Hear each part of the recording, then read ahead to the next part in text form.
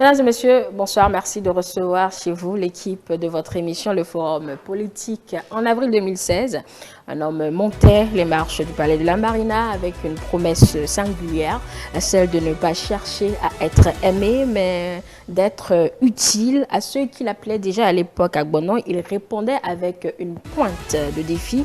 Attendez la fin pour voir si je le mérite. 10 ans ont passé, une décennie de certitudes inébranlables, de réformes au forceps et de transformation physique du pays que même les détracteurs les plus féroces ne peuvent ignorer. Mais au-delà du béton et du numérique, c'est la méthode talent qui interroge, une méthode qui n'a jamais soucié, même quand le vent de l'impopularité soufflait en tempête. Alors, après 10 ans de rupture, le costume d'Agbonon est-il enfin à la taille de Patrice Talon? On fait le bilan de la décennie Talon ce soir, à une trentaine de jours de la fin du mandat. Voici mes invités.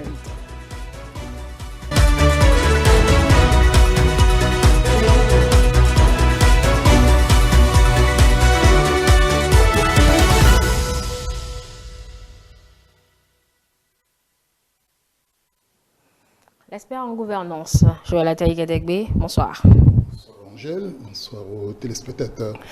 Agapita Apollon Maforican, notre consultant politique, bonsoir. Bonsoir Angèle, bonsoir à tous nos téléspectateurs. Et enfin, Clotaire Olivide, acteur politique, deuxième présence par ici. Bonsoir, merci d'être là. Bonsoir Angèle et bonsoir à tous ceux qui nous suivent en ce moment. On verra bon, bien.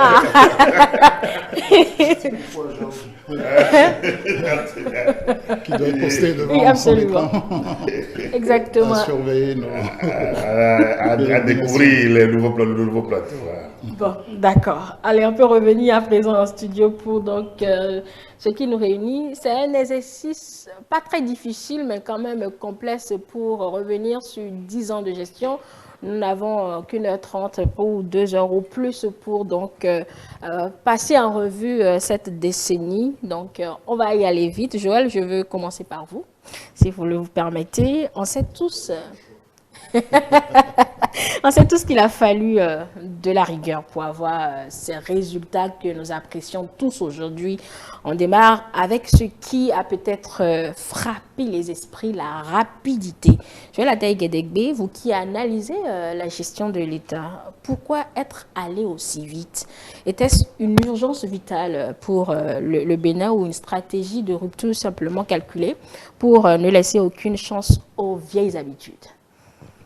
J'incline pour la seconde hypothèse, dans la mesure où les mesures dont vous parlez, je ne sais trop si c'est la désignation des chefs-lieux des nouveaux départements. Il me semble que c'est l'une des premières mesures symboliques, fulgurantes du nouveau président en 2016.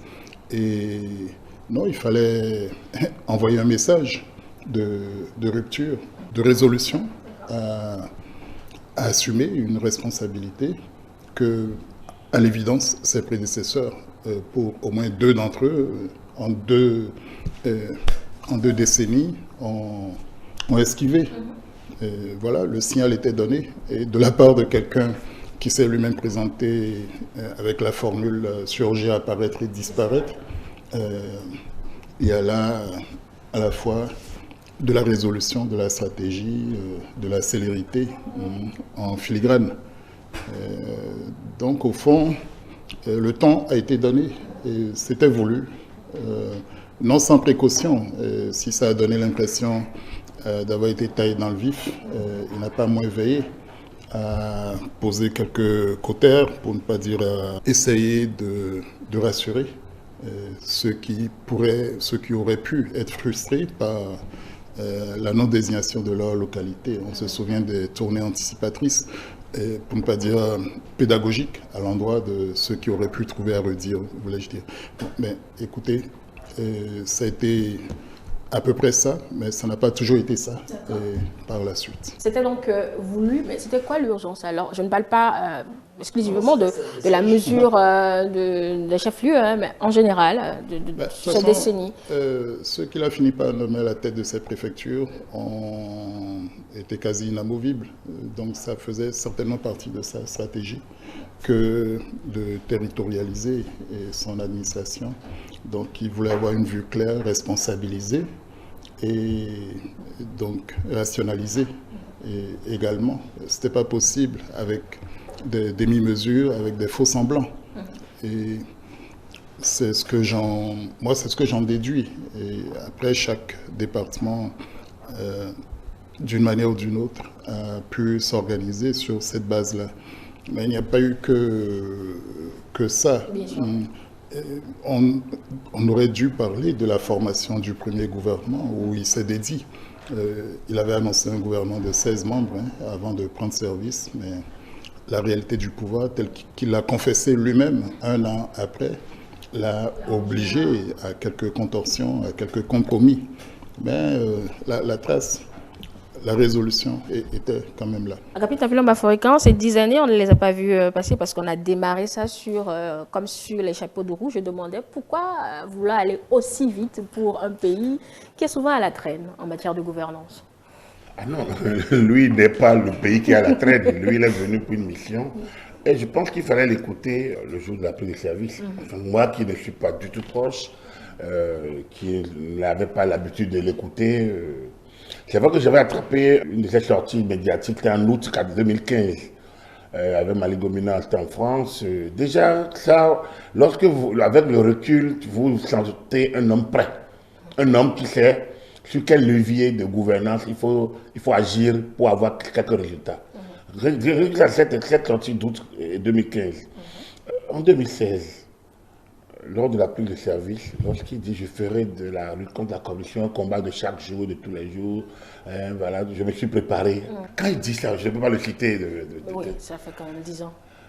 Mais attends, moi j'étais à l'NLC. Quand vous entendez ça, c'est la première fois qu'un chef dit ce n'est pas vous qui devez changer. Moi je suis prêt, donc je suis prêt à vous entraîner dans mon sillage. Moi, la lutte contre la corruption, je suis prêt à la faire parce que je me suis préparé.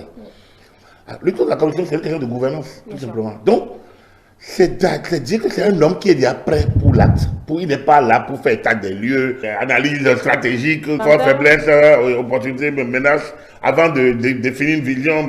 Comme on le fait traditionnellement dans le pilotage d'une organisation. Lui, il a déjà, dans sa tête, l'organisation a déjà analysé les mesures qui sont connues. Il n'était là que pour agir. Et le soir de la prise de service, on a eu le gouvernement en même temps, le soir. Voilà. Ça, c'est aussi très rare. Ça, on ne l'a jamais eu. Donc voilà, c'est pas une. Enfin, chez nous, ça a paru une sorte de couche contre la montre. Chez lui, ça avait l'air normal. Ça faisait partie du timing, il avait le tableau de bord. Voilà. La vitesse a créé, vous le savez, des frictions et on a beaucoup entendu parler de radicalité, de dictature. On est passé de l'expression, ici c'est le Bénin, à un Bénin où les institutions s'imposent à tous. Alors, Agapit Apilomba Forican, comment Agbono a-t-il réussi alors à transformer la peur du gendarme en un nouvel état d'esprit sans que le pays n'explose? D'abord, quand on dit Agbono, Agbono c'est le conquérant, c'est l'intrépide, c'est le courageux. Donc, quand les gens le disent déjà, le compétiteur né, c'est dit pendant la campagne. Moi, j'ai entendu ça. Alors, j'ai dit, mais quelle compétition? Moi, je ne le connaissais pas vraiment.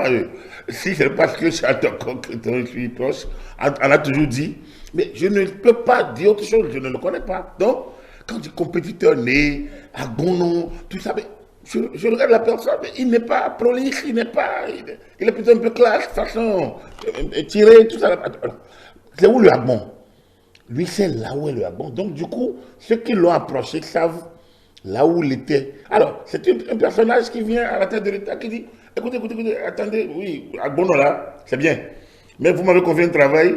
Attendez, je finis le travail. Et si j'ai Agbono, vous le dites, attends, ça c'est encore une première. Autant le Agbono est nouveau chez moi, parce que je ne le connaissais pas sur un terrain de ring, je ne le connaissais pas sur un terrain de football. Je sais que c'est une personnalité du monde économique très craint parfois par certains, très redouté par d'autres, très aimé, approché par certains. Donc, qui dit, si je suis Agbono là, c'est le co-résultat.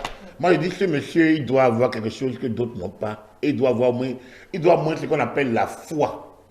La foi en ce qu'on fait et l'espérance qu'on peut réussir à le faire quand on y met le cœur. Et ça, ce Agbon là, moi, c'est là que j'ai commencé par suivre. Vous avez parlé des premières mesures. La première mesure, il y en a, c'était un homme, c'est sur un an que moi j'ai analysé en tant qu'analyste un peu. J'ai regardé faire le gouvernement le lendemain, après la mise en œuvre, les sous-préfectures, le dégagement des espaces occupés par les gens et qu'on a eu du mal à faire pendant que le pape devait venir en 2012. Et on a eu du mal, et les gens ont réinvesti les lieux. Et donc on les dégage et les gens se sont laissés faire, même s'ils murmuraient. Et dans la foulée, voilà, l'État commence à se réorganiser. Un programme d'action du gouvernement en décembre, présenté d'une manière très magistrale, le Bénin de révéler. Et puis, la mise en route de la révision de la Constitution. C'est qu'en un an, il a placé toutes les balises pour répondre à son projet de société. Donc, la révision de la Constitution a intégré les éléments du projet de société, notamment le mandat unique, notamment l'équilibre des institutions. Alors, c'est porté par Joël Jobouidon. Je me rappelle encore le professeur, le mois d'avril, c'est le mois des réformes. Je me rappelle toujours cette manière, la façon dont ministre garde des Sceaux, ministre de la Justice, en lien avec les institutions, il a dit, il avait une telle conviction portée par son chef. Et puis après, ça fait flop. Mais quand on fait le point de ces 12 mois, on voit le cœur, ce qu'on appelle avoir le cœur à l'ouvrage. Ce n'est pas des novices qui ont pris. Or, aucun d'eux n'avait tutoyé réellement le pouvoir au cœur de la gestion. Ils sont restés autour, sans doute, mais on a l'impression que c'est des gens qui avaient la manière, l'utilisation et qui étaient déjà habitués à exercer le pouvoir de telle façon que rien ne semblait avoir de secret pour eux, si ce n'est que la réalité politique qui les a attrapés au Parlement en 2017. Voilà. Clotaire Olekide, on a su donc restaurer ce qu'on appelle l'autorité de l'État, non moins sa difficulté, mais on l'a fait quand même sans que le pays, comme je le disais, n'explose. On a dû avoir forcément quelque chose pour atteindre ces résultats-là, à l'analyse. Il faut voir un peu le parcours de l'homme, parce que c'est vrai que beaucoup ont découvert le Patrice Talon, homme politique, en 2016, en 2015-2016. Mais avant, c'est un monsieur qui était dans l'ombre des politiques. Bien sûr. Il était un magnat du monde économique, d'accord, mais il était également dans l'ombre des politiques et tout le monde le savait. Et donc, dans cette position-là, je pense qu'il a pris le temps d'observer le fonctionnement de nos institutions, le fonctionnement de nos acteurs politiques, et il s'est rendu compte qu'il y avait un chantier à réaliser sur le terrain politique. Parce que, évidemment, le politique tient tout le reste. Et donc, je pense que le président Patrice Talon, à un moment donné, il s'est dit, j'ai déjà réussi sur le plan économique, mais la manière dont le pays fonctionne, il faut faire quelque chose. Et c'est ça qu'il a décidé à se lancer dans la compétition en 2016. Et comme l'a dit Agapi tout à l'heure, sa vision était déjà claire dans sa tête. Et lui venait pour régler un problème. Et à partir de ce moment, il s'était préparé. Et dès qu'il est arrivé, il s'est donné les moyens pour régler le problème pour lequel il est venu. Et n'oubliez pas, il était venu dans l'idée de faire un mandat unique. Et donc, il n'avait que 5 ans. Et il avait dit clairement que pour lui, en 5 ans, on peut faire beaucoup de choses. Donc, il fallait justement qu'il prouve que le pays pouvait tout au moins se mettre sur le chemin du développement dans les 5 ans. À partir de ce moment-là, ce qui a paru pour certains comme une course de vitesse, ou bien, comme vous l'avez dit tout à l'heure, la rapidité, au fait, ça entrait, lui, dans son schéma. Ça rentrait dans sa posture et... Mais on n'y était pas préparé. Ben, évidemment. Vrai, quand il disait « je suis prêt pour le job », on prenait ça comme « si vous êtes prêt, je suis prêt ». On était loin, non, on était loin de savoir justement, que... lui n'était pas dans l'optique de « si vous êtes prêt, je suis prêt ». Parce que lorsque le leader dit « si vous êtes prêt, je suis prêt », ça veut dire que si vous n'êtes pas prêt, je ne serai jamais prêt. Alors que ce n'est pas ce qui est attendu de lui. Ce qui est attendu de lui, c'est qu'il prenne les devants et que les autres le suivent et qu'il entraîne les autres vers l'objectif. Donc, lui, il n'était pas dans la logique de « si vous êtes prêt, je suis prêt », mais « je suis prêt, suivez-moi ». Et suivez-moi, c'est suivez-moi de gré ou de force. Parce que lui voulait obtenir des résultats. Et donc, Talon, c'est une vision, c'est une méthode, c'est une rigueur dans la gestion. Et c'est cette rigueur-là, au fait, qui s'apparente à ce que vous avez appelé la dictature. Bon, c'était pas vous, pas vous. Oui. Parce que, n'oubliez pas, même le président Boni Yayi, sous son mandat, vous ne pouvez pas oublier combien de fois il a parlé de restaurer l'autorité de l'État. Combien de fois il a parlé de dictature du développement, il est allé jusque-là. Ça veut dire que tout le monde était conscient que ça n'allait pas. Il fallait faire quelque chose Mais personne n'avait vraiment le courage et l'audace de toucher là où il faut corriger. Parce que justement, en touchant là, on fait mal. On fait mal à des gens, on touche à des intérêts, on serait impopulaire. Or, le chef de l'État qui pense à sa prochaine réélection, il ne veut pas être impopulaire. Donc, le président Talon, lui, il n'était pas dans une logique de réélection, il était dans une logique d'atteindre des résultats. Et il a adapté sa méthode, il s'est montré rigoureux. Ben, les choses ont fini par le contraindre à un second mandat. Il l'a fait, mais aujourd'hui, 10 ans après, je pense que globalement, on ne regrette pas d'avoir eu cette décennie-là qui a permis au Bénin de faire un grand bond en avant, même si par ailleurs, il subsiste certaines frustrations qui vont s'estomper progressivement, je l'espère. L'homme est venu en étant prêt pour le job, Joël Ataï-Guédégbé, et dans sa tête, en tout cas pour ce mandat, il n'avait pas systématiquement l'intention de renouveler, puisque vers la fin, on lui demandait s'il allait renouveler, il a dit qu'il aviserait, ce qu'il a fait. Enfin, on garde essentiellement la méthode qui nous a prouvé que le Bénin n'était pas si ingouvernable que cela, et qu'il fallait simplement une dose d'autorité. C'est là où je la transforme en question pour pouvoir terrasser les vieux démons. Non, l'autorité qui n'est pas légitime est vaine et brouillonne. Non, le pays, enfin, au cœur de la gouvernabilité, il y a non seulement la légitimité, mais il y a la méthode. Clotaire vient de rappeler à combien le nouveau président élu était résolu, adossé à un certain nombre de méthodes, d'exigences pour lui-même. Et cette exigence, et au cœur de cette exigence, il y a l'exemplarité. Et autour de lui, il a su communiquer cela pour former une équipe soudée. On aura observé plus tard qu'il y a eu bien peu, très peu de remaniements ministériels et que des ministres sont en train de finir les 2 mandats avec lui, chose assez rare dans notre pays depuis le début du renouveau démocratique. Au fond, l'homme était resté orienté résultat et très rationnel, décidé à ne pas se laisser émouvoir par ce qu'il appelait râlement. Et plus tard, donc il s'est vêtu d'une carapace par rapport à ses atermoiements, à ses râlements, à ses interventions qui paralysaient la dynamique nécessaire au cœur de l'administration, pour ne pas dire au sommet de l'administration. Et le gouvernement, c'est la première administration du pays. Lui, il a diagnostiqué la situation. Bon, il nous a laissé nos ministères et très rapidement, il a mis en place des agences. Beaucoup quand même. N'est-ce pas? Oui, comme vous le dites. Donc, sociétés, au fur et à mesure, aussi, des sociétés ont été liquidées, oui, des agences ont été mises en place. Eh bien, là, on découvert beaucoup d'expressions comme leasing, etc. Après, on en a connu. Et tout ça démontre qu'il était orienté résultat. Et certains ministres ne le confesseront pas publiquement, mais ils ont souffert dans le sillage du chef, à se demander si c'était les exigences du mandat unique qui imposaient ce rythme-là. Donc, le rythme a été infernal. Les changements forcément brusques et incompris. Et finalement, il a dû faire le choix de contourner la pédagogie, tout en refusant de céder à la démagogie du populisme ou bien voilà, de la volonté de se faire réélire.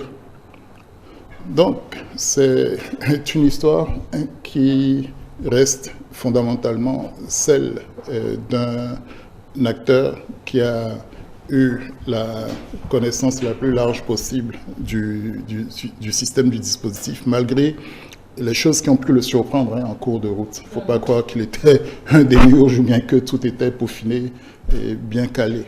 Mais il a su s'adapter.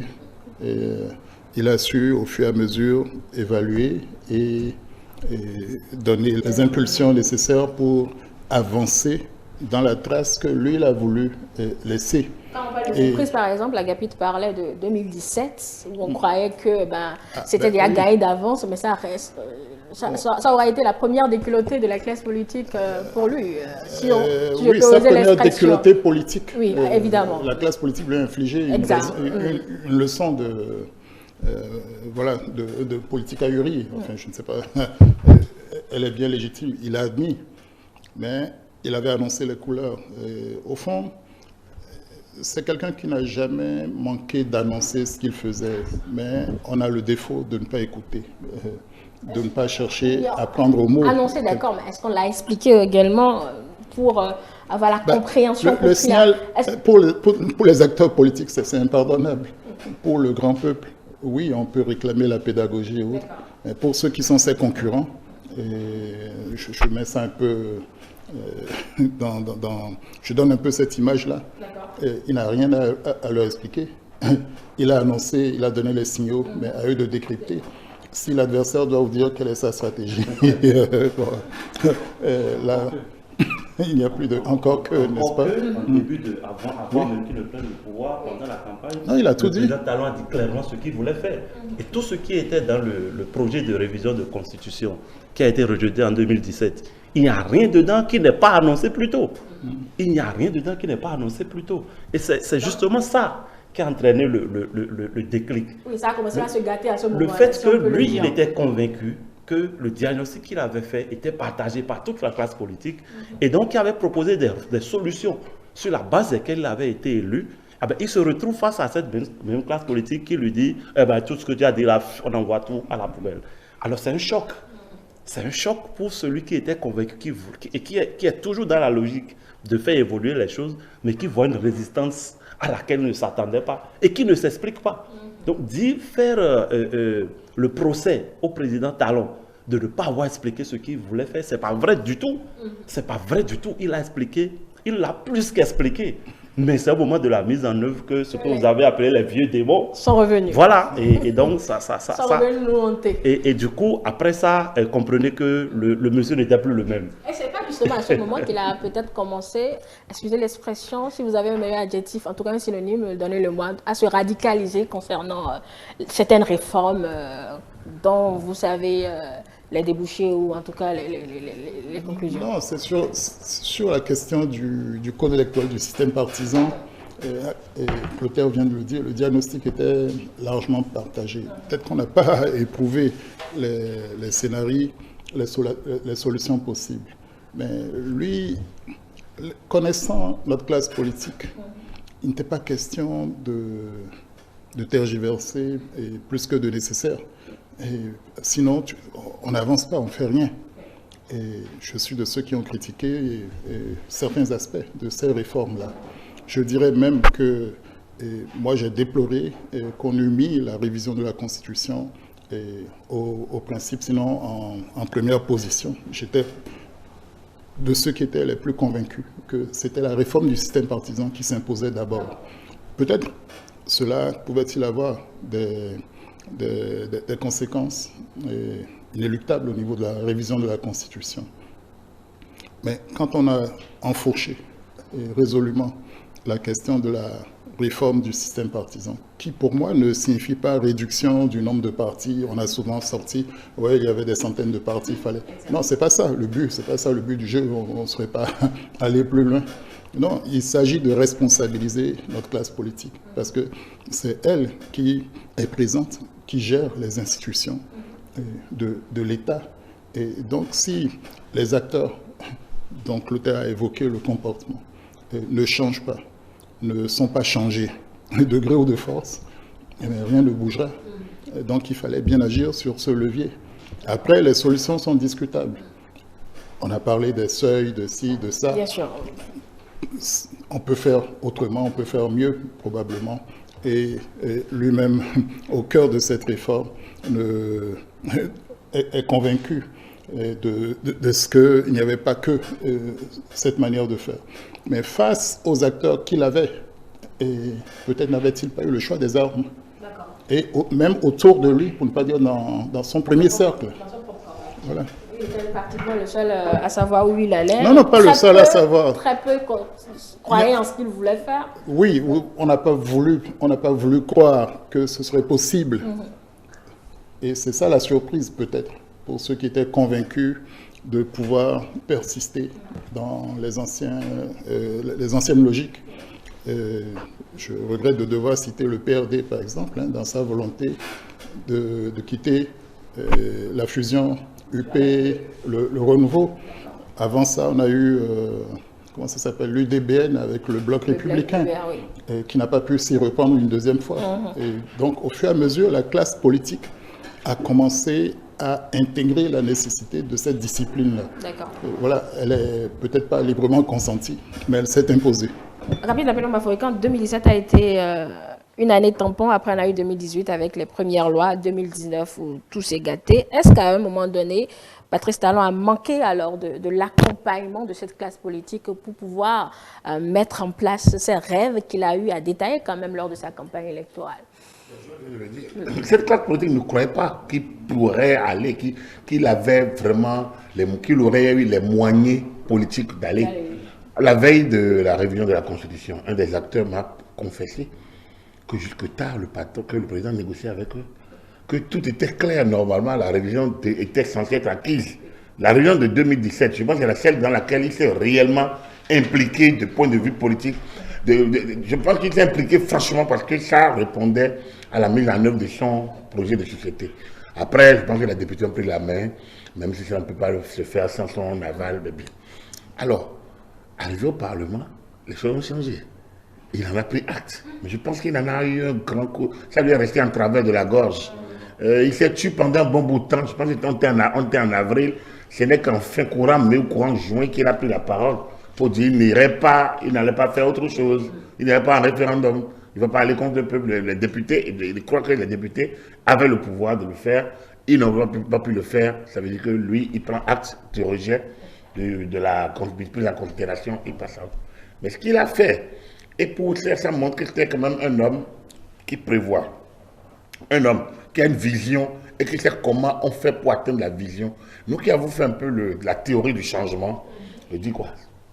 La première chose que tu fais quand tu veux réaliser le changement, c'est quoi? C'est de faire la coalition. Faire la coalition. Tu crées ta coalition pour le changement. Mais lorsque la coalition pour le changement ne fonctionne pas, tu fais quoi? Tu opères les réglages qu'il faut. Le président, il est resté avec l'équipe avec laquelle il est arrivé, de 2016 à 2017. À l'échec de la révision de la Constitution, il a fait la coalition de nos changements. On a entendu le bloc de la majorité présidentielle. C'est la preuve que c'est là que la majorité était élargie à d'autres qui n'étaient pas les invités des 24 premières heures. Ça a été ouvert. Je n'ai pas envie de citer des noms, mais ça a été ouvert. Et donc, ceux qui n'étaient pas fréquentables ont commencé par entrer dans le petit sillage. On a élargi au Parlement. On a un BMP. Et ce BMP a été très utile. Parce qu'en dehors des classiques, rester fidèle à Boni Yahi, tous les autres ont rejoint le bloc pratiquement. Et donc, une nouvelle stratégie politique s'est mise en place de négociation, d'échange et surtout, on a essayé de dépiécer le projet en des axes stratégiques. C'est comme si vous voulez vendre un package et ça n'a pas marché, vous essayez de découper pour que les gens ne voient pas la difficulté qui est autour du projet. On a fait séminaire sur le code, sur la réforme du système partisan, littérature à gauche, à droite, tout ça, concertation. Bref, moi, au moins je garde en juin 2018, là j'étais déjà aux commandes de cette télévision, j'ai dû voir et suivre tout au moins le séminaire parlementaire sur les réformes politiques, notamment du code électoral. Et tout le monde a y participé. Tout le monde y a participé. Opposition, majorité, c'était une rencontre participative. Et bien sûr qu'avant, je pense que j'ai entendu Ordé dans la date, il disait qu'avant ça, en février, à Zalaï, il aurait eu une autre rencontre. Précisément. Il y a eu une sur la réforme du partisan et une sur la réforme du code électoral. Voilà, j'ai suivi je pense qu'il y a le code électoral que j'ai suivi. Dans la foulée, les projets sont sortis, les débats ont eu lieu, les lois ont été votées août-septembre. Alors, une fois les lois votées, à l'unanimité, il faut le dire, à l'unanimité, sauf le code électoral à une voix près. Celle de méthode, il me semble, c'était ça à l'époque. Donc, entre avril 2017 et août 2018, ça fait 18 mois pratiquement, un an et demi, tout le travail politique a été fait pour qu'on en arrive là. Mais c'était son succès. Je pense que la réussite du mandat ou des mandats a commencé là, dès lors que ces deux lois ont pu passer. Parce que ces deux lois sont, à mon humble avis, le choc de l'action des changements. Mais dans la foulée, sur le plan de l'administration, il n'est pas resté inactif. Au niveau de la justice, on a revu l'organisation judiciaire, la loi portant l'organisation judiciaire, on a créé un tribunal spécial, une cour spéciale. Ce que nous, à la NLC, nous réclamions, nous ne réclamions même pas une cour spéciale, nous réclamions un procureur spécial. Des questions de corruption. Auprès de la NLC ou bien auprès des tribunaux pour les questions de corruption. On n'avait pas vu autant loin pour demander une cour spéciale des affaires criminelles, des affaires de la criminalité et des infractions économiques. Donc, c'est créé. Et ainsi de suite. C'est-à-dire que partout où il y avait des décisions à prendre, ces décisions sont prises pour rationaliser, pour mieux gérer. On n'a pas parlé des agences. L'expérience vaut ce que ça vaut. Mais ça a eu ses résultats. Après, il faut peut-être évaluer un peu sa mise en œuvre et peut-être ceux qui sont les spécialistes du droit administratif vont essayer de voir l'ancrage des agences dans le dispositif global de la gestion administrative. Je ne sais pas s'il y a eu des données là-dessus, mais ça a eu le mérite de rationaliser. Là où chacun allait faire ce qu'il au niveau des voyages officiels, on a regroupé, au niveau des véhicules, on a regroupé, au niveau... C'est que l'État a affirmé sa présence là où il doit le faire. Mais pendant ce temps, il y en a qui n'ont pas encore compris que ça changeait. Et c'est là où vous avez pensé que les gens parlent de dictature, tout ça là. Pendant que tout ça se passait devant tout le monde, il y en a qui n'ont pas compris que quelque chose se change, quelque chose évoluait, qu'une sorte de révolution douce s'opérait. Et il y en a qui sont restés endormis dans l'habituelle formule, d'ici c'est le Bénin, on sait que ça n'ira jamais au bout, on va bloquer. Donc, on a eu ces lois-là. Je pense que c'est là, à la mise en œuvre des lois, que les gens ont commencé par être ouverts. 2019, février, et cette saisine de la Cour constitutionnelle sur la possibilité pour aller aux élections, et la Cour a sorti cette décision sur le certificat de conformité. Je pense que c'est là que tout a basculé, parce que ceux qui dormaient ont fini par se réveiller et ont compris que quelque chose se passait et que ça risque d'être irréversible. Ça a créé justement les tensions, défiance des institutions. C'est allé dans tous les sens, mesdames et messieurs. Je vous propose en image et en son cette séquence de personnalités qu'on a vues monter au créneau, arpenter les rues pour dénoncer qu'il n'y aura pas d'élection sans opposition. Nous sommes dans la vague de 2019, après 2021, rapidement. On va suivre l'élément et on revient. Le peuple ne veut pas de cette gouvernance où son pays est dirigé comme une entreprise privée et où les citoyens sont traités comme des employés d'un patron qui n'a aucun compte à leur rendre. Il n'y aura pas d'élection. Est-ce que c'est clair? Nous devions sortir pour aller à leur rencontre. C'est ce que nous avons essayé de faire. Mais je trouve d'une exceptionnelle gravité que Talon ait pu envoyer des gens jeter des gaz lacrymogènes sur deux chefs d'État.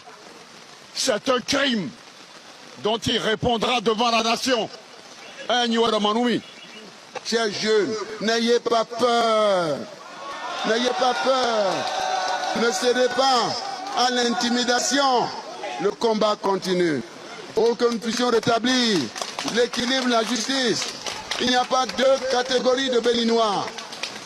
Il y a le Bénin, il est un et indivisible.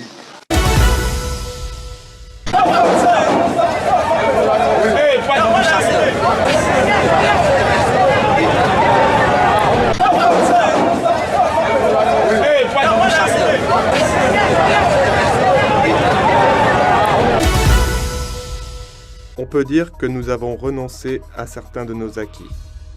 Mais quand ces acquis sont nuisibles, il faut faire un choix.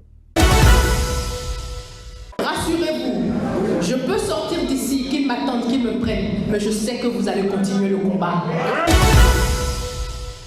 Qu'ils vous souviennent, le désir de régner sans partage, comme dans un régime autocratique, a amené le gouvernement dit de la rupture à vassaliser les institutions de la République. Les lois personnelles ont été prises pour normaliser des situations anormales. J'en veux pour preuve le code du numérique, le code de procédure pénale, le droit de grève, la création de la criette, la loi sur l'embauche, le code électoral, la constitution révisée. Le Bénin, notre pays, a trouvé son chemin. Et cela est irréversible. Peu importe l'opinion et le souhait des nostalgiques en quête d'un retour à notre passé honteux. Fini l'usurpation du pouvoir politique par des vendeurs d'illusions incompétents et mal intentionnés. Aucune supplication, aucun râlement, aucune menace ne nous fera reculer. Aucun compromis politique préjudiciable à notre développement ne sera concédé pour faire plaisir à qui que ce soit ou satisfaire un quelconque consensus politique. Le Bénin est au-dessus de tout. La démocratie et la compétition politique devront désormais être exclusivement et absolument au service du développement. Jonathan Guédégbé, revivre ces images des anciens présidents de la République, des opposants à l'époque, cette situation à Kadiaon, on a parlé 52 jours donc pour Boni-Yayi. Alors, quand on revient sur ces éléments et qu'on fait le point aujourd'hui, c'était un passage nécessaire? Ouais, peut-être que ce fut un passage obligé. Il ne se décrète pas. Et donc c'est en situation. Et c'est finalement aux acteurs eux-mêmes, qui pour la plupart sont vivants, de nous dire aujourd'hui, avec le recul, ce qu'il faudrait en penser. Mais sur l'instant, l'autorité de l'État a failli être mise à mal. Et donc il s'est agi d'assurer, de maintenir l'ordre, y compris par des moyens tragiques. Oui, les moyens de l'État. Les moyens de l'État, oui. Et donc, devant l'État, le citoyen doit apprendre à trouver sa place. Eût-il été un ancien chef d'État? C'est la leçon qu'il faut retenir. On doit se soumettre aux institutions d'un État républicain. Après, il y a les voies de recours en justice pour se pourvoir. Ces séquences nous rappellent ce qu'on a traversé parce que, comme on l'avait dit tantôt, les réformes du système partisan n'ont pas été du goût de tout le monde. Il y a certains qui forcément ont vu progressivement leur échapper certains privilèges dont ils bénéficiaient. Et lorsque il en est ainsi, il faut comprendre qu'il ne faut pas rester les bras croisés.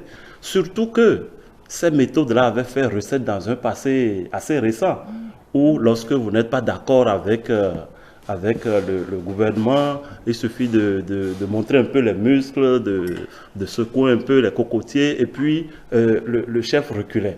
Donc certains ont pensé que cela pouvait prospérer avec le président Talon, et qu'il fallait faire comme d'habitude, mais ils ont rencontré, comme disent les Ivoiriens, ils ont rencontré garçon, parce que le chef de l'État, lui, était dans sa logique, il est resté droit dans ses bottes, il a estimé qu'il était temps que, à partir de maintenant, on respecte des principes, on respecte les lois qu'on s'est données, même si c'était estimé par ailleurs que ces lois-là n'étaient pas justes, encore qu'est-ce qu'on appelle loi juste. Dès lors que la loi a été votée conformément aux dispositions de la Constitution, eh bien, c'est qu'elle s'applique jusqu'à ce qu'on les change. Et donc, ce sont ces choses-là que le chef de l'État a voulu marteler, inculquer dans les esprits. Et quoi que cela ait pu coûter, il est resté dans sa logique. Et finalement, vous aurez constaté que beaucoup de ceux qui sont intervenus là, aujourd'hui, ne tiennent plus ce langage-là. Vous avez vu certains anciens chefs d'État qui ont parlé. Aujourd'hui, il y en a un qui dit exactement le contraire de ce qu'il disait à l'époque. Il y en a un autre qui a préféré se taire dans un silence qu'on peut interpréter de mille manières. Donc, je pense que progressivement, les Béninois ont compris la méthode Talon. Et ils ont compris que, au fait, son objectif n'était pas de faire mal, mais de remettre les choses en l'état. Parce que, disons-nous la vérité, pas pour insulter les Béninois, mais le Béninois est un peu réfractaire à l'ordre, à la discipline. C'est-à-dire, ici c'est le Bénin. Chacun veut que ça se passe comme lui, il entend, au point où parfois on oublie qu'il y a quelque chose qui nous lie, qui est commun à nous tous, c'est-à-dire la loi. Et quelque part, ces images que nous venons de voir, je parie que quelque part, cela sous-tend aujourd'hui l'idée de la trêve politique. Parce que quand vous êtes doté de loi, lorsqu'une loi est votée, il faut la respecter. Avant qu'on ne vote la loi, on peut discuter, on peut débattre, on peut faire tout ce qu'on veut. Mais dès lors qu'elle est votée, qu'elle est entrée en vigueur, il y a des choses qu'on ne doit plus se permettre. Et donc c'est ça en fait un peu l'idée de la trêve politique aujourd'hui. Donc moi je nuance par rapport à ceux qui disent qu'il n'y aura plus de débat pendant 6 ans. Non, pour moi c'est plutôt le moment des débats. C'est plutôt le moment des débats, mais ces débats-là doivent se mener dans le cadre républicain et non pas hors la loi, comme on le dit. Agapit Napoléon Bafoué, quand on peut apprécier la constance de Patrice Talon, qui, dans le dernier extrait de l'élément, disait qu'aucun râlement, pratiquement, ne fera associer, donc, on va dire, sa gouvernance. Mais comment on peut célébrer un homme, à votre avis, qui a pris des décisions aussi dures, qui ont parfois divisé les Béninois, pour qu'on en parle aujourd'hui encore du besoin d'unité nationale? Moi, je suis de la voie dure. J'ai été éduqué dans la voie dure. J'ai grandi dans un système politique où l'ordre, où l'autorité de l'État était servie. J'ai milité jeune, adolescent dans ce système. Et je tiens de la discipline. Je suis chrétien catholique à l'interne, dans la catéchèse, comme dans les sacrements, on nous a appris le respect de lois, de règles, de commandements, et on a appris à faire la contrition par ailleurs quand on pêche. C'est-à-dire que là, on ne fonctionne pas sans loi, on ne fonctionne pas sans balise, on ne fonctionne pas sans règles. Alors, lorsque vous voulez fonctionner sans ça, on tombe dans l'anarchie, dans le désordre. Et c'est ça le problème. Pendant la Révolution, nous chantions la Révolution. Mais vous pensez que les gens pensaient que c'était des slogans. Le président Soglo, quand il est arrivé, pensait ça. Il n'avait presque... Cette époque-là, non. Non. Les chants révolutionnaires frappaient disons qu'on appelle la fierté d'être béninois et engageaient les gens, même dans leur subconscient, sur la voie du travail et donc du respect de l'État. Lorsqu'on en fait la conférence nationale, les gens croient que la démocratie, c'est la défiance à l'État. La démocratie, c'est la défiance à l'État. Et les hommes politiques ont entretenu ça sur la durée. Et c'est quand quelqu'un vient au pouvoir qu'il se rend compte que, il faut qu'il installe l'autorité de l'État. Le président Soglo a fait 5 ans seulement. Pourquoi? Parce qu'il a été confronté à la dure règle de gestion de l'État face à des hommes politiques qui voulaient autre chose que ce que lui voulait reconstruire. Les autres voulaient faire de la politique. Il n'a pas su. Donc, au moment où Patrice Talon venait, lui, la situation du pays était connue. Il a hérité d'un État exactement presque comme ce qui était là en 90. La seule différence, c'est qu'on n'était pas en situation de paiement, mais tous les repères étaient ébranlés. C'est Bouli qui l'a dit, ce n'est pas moi. Repère éthique, repère moral, repère spirituel. Lorsque vous prenez un pays comme ça où tout est à rien à dire, vous êtes obligé d'avoir une méthode. Donc, c'est comme si vous êtes chirurgien, vous êtes d'une plaie gangrénée, vous êtes obligé d'utiliser la méthode forte. Alors, quand lui est arrivé, il a parlé du nouveau départ. Comme je l'ai eu à le dire, le nouveau départ n'est pas différent d'une refondation. Enfin, le nouveau départ, c'est un changement. Mais l'autre a dit que le changement, là, pour qu'on réussisse, qu'on aille d'abord à la refondation. Tout ça n'était pas des mots en l'air. Il fallait prendre du recul et voir comment. On a commencé, et dès que ça a commencé par être dur, chacun a commencé par faire encore votre face. Je voudrais, disons, appeler ici 2 images. C'est nos chefs d'État, le président Soglo et le président Bouni ensemble, avec Thévo Edré, chez Yadjavon, en 2017.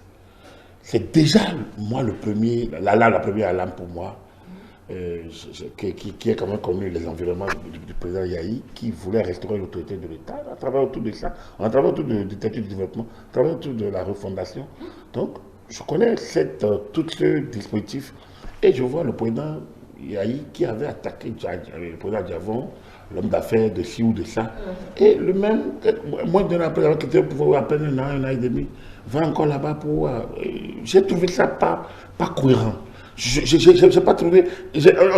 Ça m'a renvoyé à ce qui s'est passé dans les années 60. On dit, en tout cas, lorsque vous êtes au pouvoir, tout le monde est contre vous. Quand vous quittez, vous rejoignez ceux qui sont contre le nouveau. Et ainsi, ça fait cabale contre celui qui a eu l'affaire. Systématiquement. Alors ça, moi, j'ai pas été dans cette école. J'ai trouvé ça pas normal de deux anciens chefs d'État qui ont connu le pouvoir et qui ont connu les difficultés de gestion. Le président Soglo en a eu. Il a eu une expérience. D'ailleurs, il a même, dans son livre, on ne peut pas avoir connu ce moment et se mettre dans cette posture. Le président, lui, il a fait 10 ans. Nous connaissons dans quelle mesure. Jusqu'au moment où il a tenté, la langue de la fouche, je ne sais même pas s'il était conscient, en disant qu'il va faire venir les siens. Alors, quand tu en as eu marre jusqu'à là, bon, donne-le d'aller prendre un peu de retraite pour voir si tu te jettes dans l'affrontement. Donc, on a vu cette image coûteuse. Donc, la deuxième image, c'est un peu celle-là. Voir les chefs d'État là, au marché, défier l'autorité de l'État, c'était tellement. C'est dégueulasse. Je vais utiliser cette expression, franchement, c'est vraiment dégueulasse. On a pu voir là où Bolignaï prenait la parole en avril 2019, un peu comme un deuxième chef d'État du Bénin, un peu injonction aux militaires, en tant qu'ancien président, ancien de l'Union africaine, il demande aux militaires, mais dans un pays, si le Bénin n'était pas démocratique, donc s'il y avait dictature, il ne serait pas rentré chez lui. S'il était chez lui, il allait peut-être dormir ailleurs, parce que ce qu'il fait là est une forfaiture, c'est dans notre constitution, c'est interdit. Ça vous dira qu'il a eu son... C'est 52 jours après. Non, 52 jours, c'est parce qu'il a continué. C'est parce qu'il a continué. Ce qui s'est passé les 1er 2 mai 2019, 1er 2 mai 2019, qui est dans la continuité de ce discours d'avril, hein, est dans cette dynamique-là. Et ce moment-là, il lui-même sait bien que c'était le minimum qui pourrait lui arriver. Et c'est parce que c'est un gentleman qui n'a fait que circonscrire sa liberté. Sinon, sachant ailleurs, les gens auraient fait pire.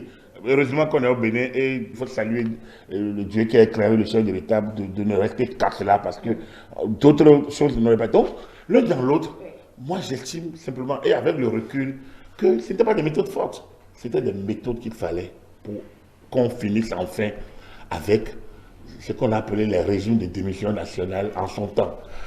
Quand Yahi Boni venait en 2006, ça devrait changer. Mais qu'est-ce qui devrait changer? C'est nos nouvelles habitudes, c'est nos pratiques, c'est l'état délétère face à la corruption, à la gabegie, à la concussion, à tous ces gens. Mais lui-même a manifesté une faiblesse 5 ans après pour dire que non, j'ai échoué parce qu'il y a un problème de changement, il y a un problème de base.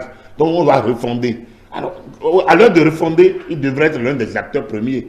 Ça a été dommage qu'il ait combattu. Le président Soglo, on peut comprendre un peu l'état d'âme d'un père qui est partagé entre un fils qui est de l'autre côté et un autre fils spirituel qui est aux affaires et qui n'arrive pas à faire le jeu. Donc à permettre qu'on s'amuse un peu avec l'autorité de l'État et qu'on gère les petites affaires de famille spirituelle, famille sentimentale ou bien famille biologique, qu'on gère ça en 4 murs. Je pense que moi, humainement, peut lui l'avoir compris. Et bon, il a fait ses luttes, il a tenté, il a vu, bon, et puis après, il a fini par comprendre que c'était irréversible. Je pense qu'il a fait le détour rapidement. Je pense que le président Talon, quand il dit « je me suis préparé », c'est là que moi je l'ai vu qu'il s'y est vraiment préparé. 2019, 2020, 2021. Lorsqu'on a passé le cap 2021, je me suis dit, ce monsieur, soit il a quelque chose en lui qui est du génie, soit Dieu lui a donné. D'ailleurs, le pouvoir divin, ça c'est ma compréhension, je pense qu'il a reçu une mission et Dieu lui-même est resté devant lui pour l'éclairer dans cette mission parce que les entraves, les barrières, tout ce qu'il y a comme blocage, il a eu ça en 2019 et 2021. Donc, vous êtes venu avec au cœur allemand, mais ça c'est en 2024. Ouais, non, c'est la fin. Donc, il a tenté. Après 2019, il y a eu le dialogue politique, n'oubliez pas. Donc, ce n'est pas un homme aussi radical qui avance sans repère, sans regarder un peu aussi derrière. En 2019, avant les élections, il a réuni les gens pour demander s'ils peuvent aller s'entendre au Parlement, que c'est tant mieux, il va corriger pour que ce ne soit pas sa majorité, c'est ses partis politiques seuls qui aillent. Donc, il a tenté. C'est les autres qui ont bloqué. Après les élections de 2019, il a eu un entretien avec la presse nationale. Il a promis des changements. Il y a eu le dialogue politique. On a eu des conclusions. Ça vous, il y a eu des amnisties. Les gens ont dit non, jamais, c'est possible. Alors, chaque fois qu'elle pose un pas, que les gens doivent saisir pour qu'on avance, on trouve à redire. Donc, alors, 2019 est passé, on a eu le Parlement a mis en œuvre les conclusions qui sont d'ordre législatif du dialogue politique. Et on a eu le nouveau code de 2019, on a eu la révision de la Constitution, on a eu le nouveau code de 2019, on a eu des lois sur le statut de l'opposition. Ça, c'est grâce au dialogue politique. Il y a des gens qui ont été amnistiés et qui étaient parmi ceux qui étaient dans l'escalade. Certains jeunes qui ont été pris, qui n'avaient pas été jugés, ont été libérés. Bon, bref, il y a eu quand même une sorte de situation qui doit amener au dégel, mais on a connu l'épisode FCBE en 2020. Hein? On a connu la suite en 2021 avec des militaires blessés. Bref, ce n'est pas la peine mais c'est pour dire simplement qu'il a affronté une vague de tempête entre 2019 et 2021 et il n'avait que cette solution pour... Je pense même qu'il est resté, il y a eu l'État s'est gardé d'utiliser l'armada. On a connu dans ce pays des moments pires. Hein. Et je pense qu'avec le recul, on doit lui reconnaître cela, qu'il est allé à pas de charge, mais il a la notion de mesure. Il a eu la notion de mesure, sinon on aurait pu connaître pire.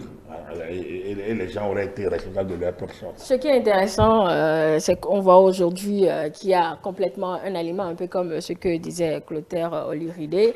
Très vite, les lois que beaucoup ont combattues, ils se sont conformés à ces mêmes lois. On a eu l'opposition finalement au Parlement en 2023. Joël Ataï-Guédégbé, on pourra dire que jusqu'à la fin, Patrice Talon aura été l'incompris de l'histoire, en tout cas de cette décennie. L'incompris de ceux qui ne voulaient pas comprendre, parce que... ma foi, il suffisait de s'appliquer à bien faire ce qu'on avait à faire en tant que politicien et non à s'accrocher à des pratiques rétrogrades, éculées, devenues même inopérantes. Et beaucoup n'ont qu'à s'en prendre, ne peuvent que s'en prendre à eux-mêmes de leur cécité politique, de leur manque de vision stratégique. D'accord.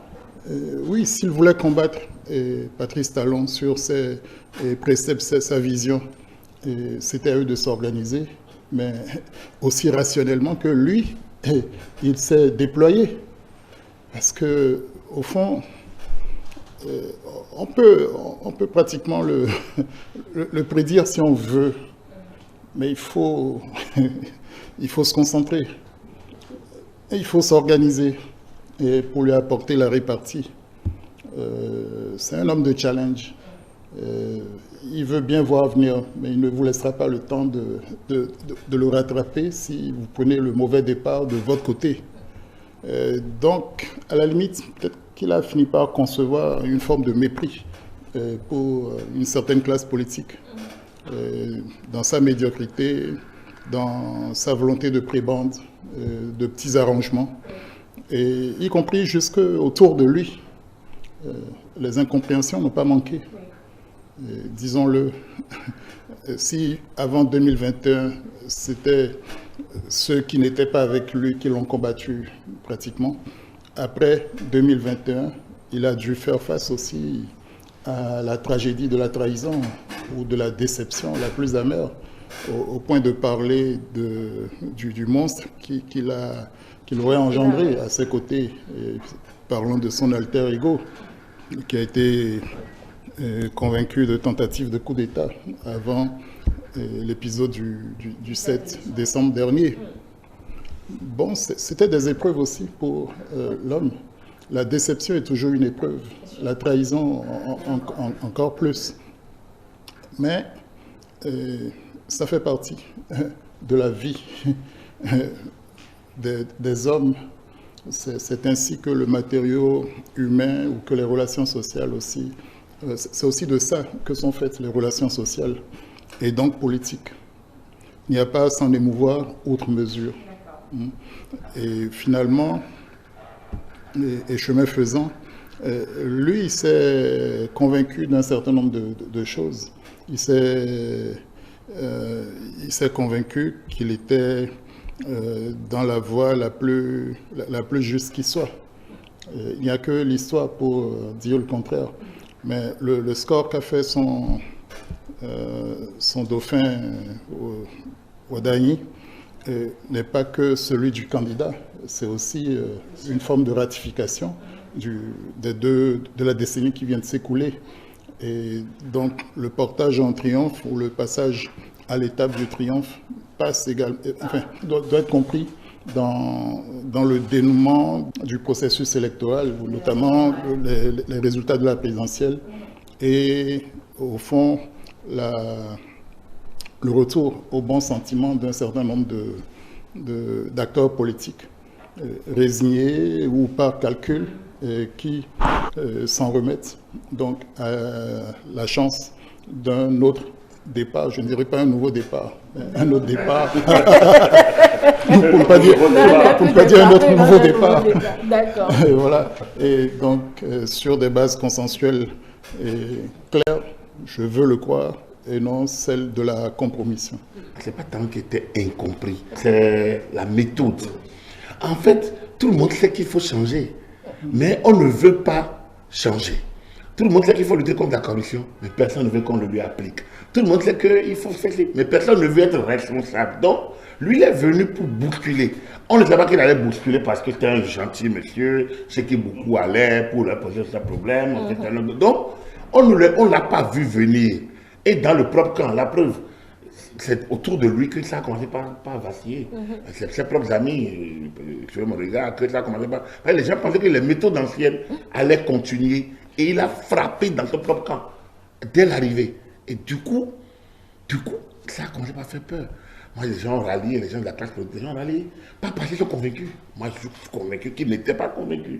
Mais ils se disent que, ce monsieur, autant être avec lui que ne pas être avec lui. Donc, beaucoup sont là. Si le nouveau venu qui est là change de méthode, vous allez voir comment on va encore tomber dans les mêmes rangs. C'est la marque, c'est la méthode qui était le problème. Et c'est parce que lui, il a peut-être vu faire les autres. Et le cas le plus palpable, c'est le cas de Boni Yahi. Yahi a fait 10 ans. C'est pas parce qu'il n'a pas de frappe. Yahi Boni a fait les bons diagnostics de notre pays. C'est Yahi Boni. C'est sous la décennie Boni Yahi. On a fait de bons diagnostics. Mais à la mise en œuvre, on fait marche arrière. Parce qu'on n'a pas le courage politique d'aller, on ne veut pas se rendre impopulaire. Or, l'action publique, c'est qu'on t'a mis là pour que tu apportes des réponses aux problèmes et non pour que tu caresses les gens dans le sens de poil. Et donc, voilà tout. C'était le malentendu. C'est malentendu qu'il y a, je pense que c'est là qu'il y a problème. Il n'est pas énormément incompris. Moi, ça me permet de rebondir sur cette question de pays est divisé. Moi, je ne vois pas de division. C'est une division artificielle que certains ont voulu créer. Parce qu'aujourd'hui, quand vous regardez le Bénin, vous n'allez pas me dire qu'il y a une partie du Bénin qui a été, je vais dire, privilégiée par rapport aux autres sous la gouvernance Talon. Malgré les oppositions qu'il a connues, malgré les antagonismes qu'il a connus, il n'a jamais dit « je vais travailler pour les miens et contre les autres ». Il a lancé des projets de développement partout dans le Bénin. Vous allez à Natitengu, comme vous venez chez moi, à Bobé, quel que soit là où vous allez, vous voyez des projets de développement qui naissent un peu partout. Donc, il a veillé à un développement intégral du territoire, comme le prévoit notre Constitution. Et il n'a pas fait de différence entre ceux du Nord et ceux du Sud, etc. Non. Donc, à partir de ce moment-là, dire aujourd'hui qu'il y a un problème d'unité nationale, les pays noirs sont divisés, il faut les réconcilier, je crois qu'il y a un peu d'exagération.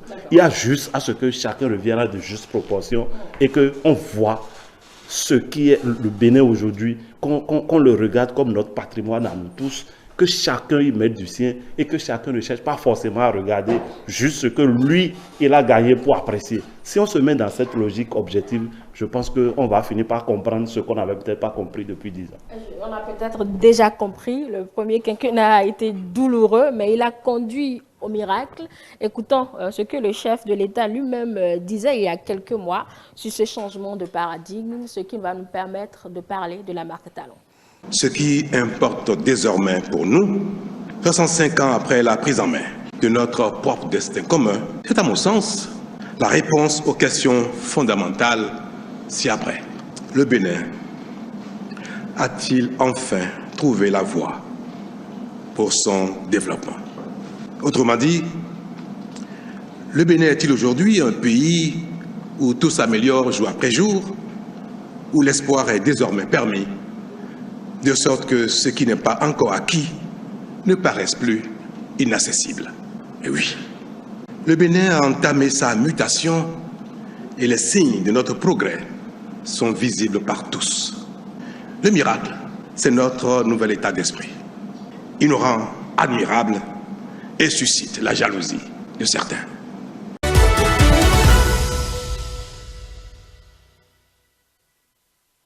Je reste avec vous, Clotaire Olyride. Le nouvel état d'esprit est-il alors finalement cette marque indélébile de Patrice Talon sur le Bénin? Moi, je pense qu'il y a une chose qui est certaine, c'est que personne n'oubliera la décennie Talon. Ça, il n'y a rien à faire. Le président Talon a marqué durablement, pour ne pas dire définitivement, les esprits. Et je ne vois pas aujourd'hui un président de la République qui viendra aux affaires et qui fera fi de tous les acquis de les Talons. Parce qu'en vérité, sous le règne du président Talon, on a vu les Béninois petit à petit, effectivement, commencer par considérer le pays. Commencer par, je ne dirais pas rentrer dans les rangs, mais commencer par respecter l'État. Commencer par respecter les lois de la République. Et aujourd'hui, vous serez surpris de voir des gens qui ne sont même pas surveillés, mais à qui, dès que vous leur dites de faire quelque chose qui n'est pas dans la droite ligne des lois, je ne veux pas aller à la criette. C'est-à-dire que c'est devenu même une chanson. Je ne veux pas aller à la criette. Le Béninois a commencé à avoir peur du gendarme sans le voir. Ce qui n'était pas gagné il y a quelques années. Aujourd'hui, je ne vois pas qui va venir remettre en cause les grands chantiers de développement que le président Talon a lancés, ou qui ne va pas vouloir faire mieux que lui. Parce que les Béninois, malgré tout ce qu'ils sont, seront très exigeants. Ils seront très exigeants. Et c'est là où le président élu Wadaye a du pain sur la planche et n'a pas intérêt à céder à certaines sirènes qui ont commencé à se manifester. Parce que oui, certains voudront profiter de ce que le président Talon s'en va pour amener ses successeurs à revenir sur certains acquis. Mais si jamais il se laisse entraîner, ce sera dommageable et pour l'intéressé et pour le pays. Et j'espère qu'on n'en arrivera pas là. Aujourd'hui, le président Talon a fixé le cap et je pense que beaucoup aujourd'hui sont dans la logique d'aller plus loin. Comme l'a dit le président Wadaye, il s'agit d'aller plus loin et non plus de retourner en arrière. Aucun Béninois n'acceptera plus aujourd'hui qu'on retourne dans certaines pratiques que nous avons connues dans ce pays. Aucun Béninois ne l'acceptera plus. Et donc, le fait également que le chef de l'État sortant, le président Talon, ait réussi, parce que ce n'était pas gagné non plus, ait réussi à assurer sa relève. Mais attendez, ce n'est pas une petite affaire. Est-ce qu'il y a 2 ans et demi, l'un de nous aurait pu imaginer que le président Talon allait réussir à se faire remplacer par le président Wadaye? Personne ne voyait ce qui allait se passer après. Mais lui, il a préparé soigneusement la relève. Parce qu'il s'est dit, je ne peux pas avoir amené le pays à ce niveau-là et ne pas me préoccuper de ce qui va venir après.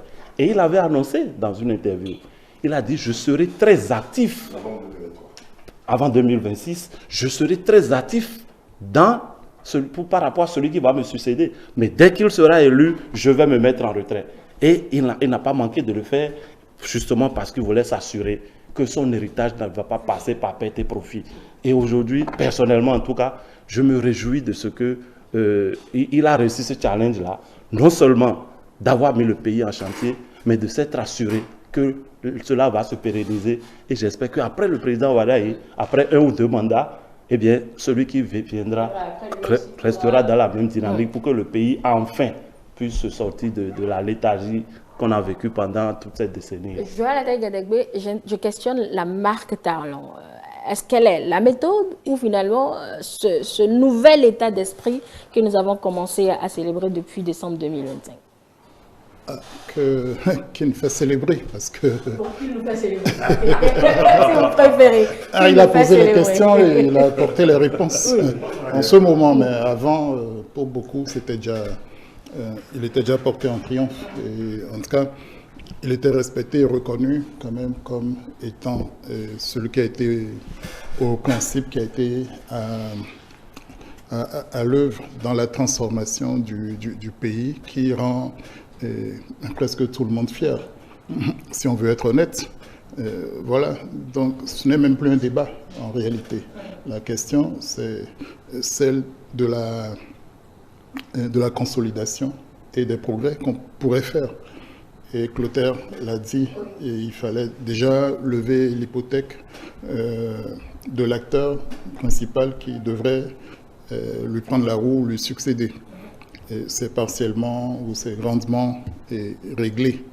Et il l'a fait aussi avec une certaine maestria, au point de n'avoir pas éprouvé le besoin de s'afficher dans la campagne électorale. C'est du grand art également que de laisser faire, parce que tout se déroule comme du papier à musique, mais il a fallu régler ça, il a fallu anticiper, concevoir.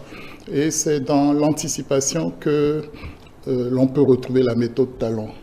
Et par rapport au jeu, je pourrais faire l'analogie avec les échecs, hein, mais il a souvent un coup d'avance, sinon plusieurs coups d'avance. Et ça également, c'est la marque de ceux qui sont très pénétrés de rationalité.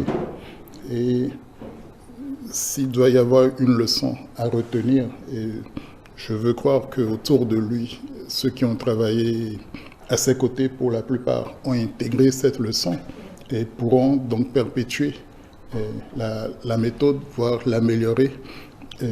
C'est qu'au sommet de l'État, au cœur de l'État, il faut qu'on sache se départir de nos appartenances ethniques, familiales, partisanes, que sais-je encore. Mais n'avoir que pour principe, comme objectif, l'élévation de notre pays, le bien-être collectif, le souci de l'intérêt général. On a fini par comprendre que distribuer de l'argent n'était pas forcément signe non seulement de social, mais encore plus de bonne gestion.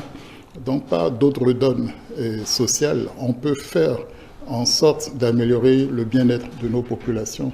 Et je me félicite franchement que M. Wadaini, candidat, ait décidé de mettre au cœur de son action l'éradication de l'extrême pauvreté.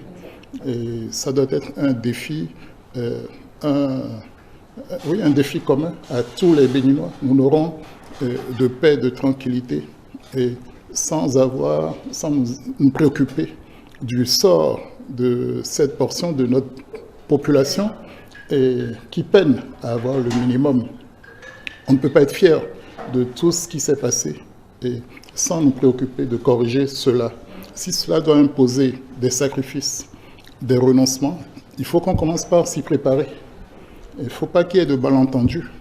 Et il faut de la justice sociale pour notre pays, et pour rendre possible d'autres efforts, d'autres sacrifices et finalement d'autres progrès. Et c'est également ça, la marque du président Talon. Parfois faire les choses sans les nommer.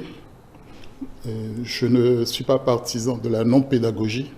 Il faut un effort de ce côté pour rendre durable et plus élargi l'adhésion, l'accompagnement, la gestion des changements. Et tout un art obéit également à un certain nombre de principes qu'on aurait tort de mettre de côté. On ne peut pas durablement le faire et espérer s'en sortir. Monsieur Wadaini et l'équipe qui va l'accompagner ont donc le devoir de tirer toutes les leçons possibles des 10 années passées, de se nourrir même de l'expérience des anciens pour que notre pays fasse encore un bond plus qualitatif. Et c'est la méthode, la voie est montrée. Et on a accru les revenus, ou disons les revenus du pays. On parlera à juste titre du panier de la ménagère. Mais il faut faire la part de ce qui va être le panier de la ménagère, de ce qui relève des investissements qui vont nous faire grandir plus socialement et plus économiquement pour rendre soutenable ce que nous réclamons. Donc c'est toute une pédagogie que M. Wadaini doit développer, et avec lui désormais les partis politiques qui font chorus autour de lui et qui sont des corps intermédiaires obligés vers les populations. C'est ainsi que nous nous ferons respecter et que peut-être nous serons davantage jalousés, comme disait le président Talon. Mais il n'y a que ceux qui ne font rien, qui n'avancent pas, qui ne s'attachent des critiques, des ressentiments. Donc la méthode est partiellement mise en avant, on peut s'en inspirer très utilement et on en voit les résultats quand on se donne cette discipline au cœur de l'État, au sommet de l'État. Il n'y a rien à faire. Les résultats suivent en général.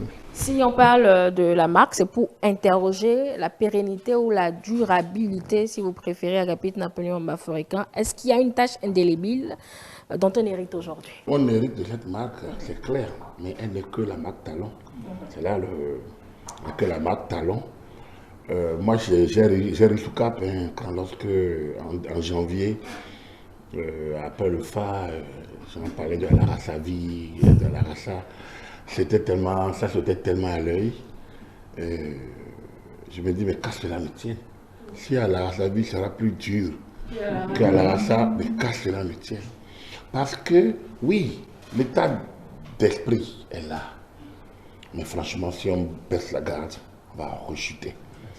C'est comme une fièvre que tu as réussi à maîtriser, mais il faut d'abord aller chercher la cause. Si tu ne cherches pas la cause de la fièvre et prendre ça dès la souche, si c'est prendre le paracétamol pour tomber la fièvre, dès que tu t'arrêtes le paracétamol, la fièvre va encore remonter. Tout simplement parce que le mal est là. Et notre mal, c'est un peu cette paresse, ce refus de travailler, ce béné où on a plein de diplômés mais qui ne travaillent pas. En tout cas, la plupart. Il y a quelques-uns qui le font. Mais lorsque moi, je suis désolé de le répéter, quand quelqu'un comme Kérékou évoquait intellectuel taré dépaysé, et lui-même Talon lance des aides de compétences, Patrice Talon est venu comme le gendarme, bâton en main, et les gens ont marché, comme je vous l'ai dit, en colonne couvrée. C'est ça qui s'est passé cette décennie. Et je disais que nous sommes en transition. On n'a pas encore terminé la transition. Les partis politiques créés fonctionnent comme des institutions. Et ils ne sont pas encore partis politiques. Parce que la guéguerre est là. Laissez-leur, donnez-leur la main, vous allez voir la pagaille qui va se passer. Il y a encore ça. Dès que le parti va le lâcher, on dit parti, allez vous gérer, vous allez voir comment chacun va commencer à regretter la tête. Et région, religion, et clan, et sous-clan, tout ça va commencer par sortir. Et vous allez voir qu'on n'y est pas encore. Donc, ceux qui critiquent ces choses, c'est qu'ils ne savent pas qu'il faut passer par là pour créer dans la durabilité, finalement, la superstructure qui va être le socle donc, de notre développement institutionnel et donc du chemin retrouvé. On ne l'a pas retrouvé, on l'a montré.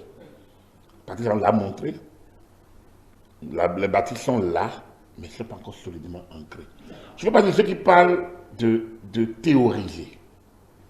J'aime pas dans la profession, un tout petit pas, un peu en science quand même, où je dis, si on ne conceptualise pas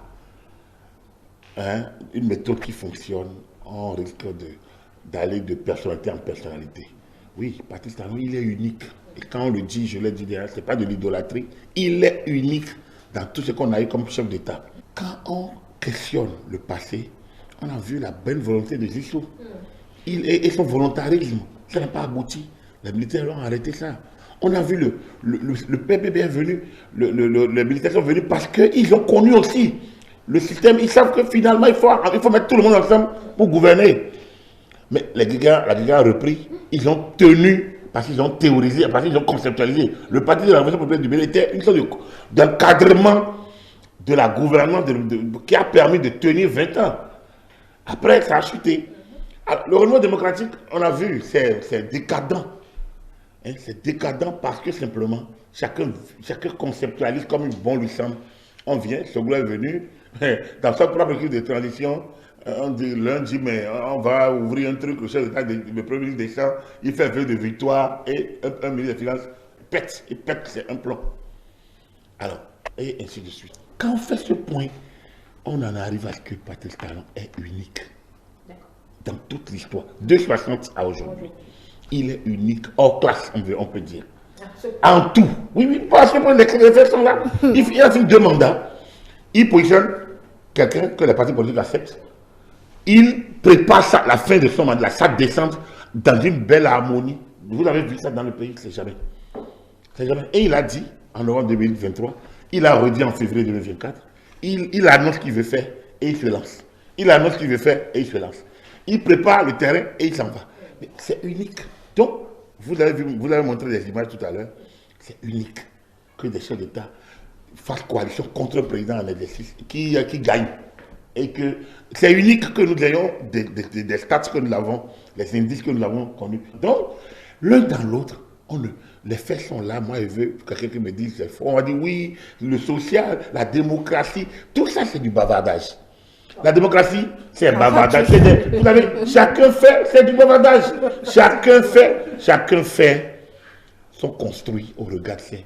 Peut-être vous êtes chez vous, le lit se fait selon vos capacités et vos moyens. Donc, il est unique. Mais pour qu'il est unique qu'il soit, Wadaï n'est pas talent. Et donc la durabilité voudrait que on essaye de mettre quelques éléments comme des balises pour que, s'il est encore là, par la grâce de Dieu, encadrer celui qui est là, qui a là sa vie, c'est bien. Mais après, l'homme est précaire.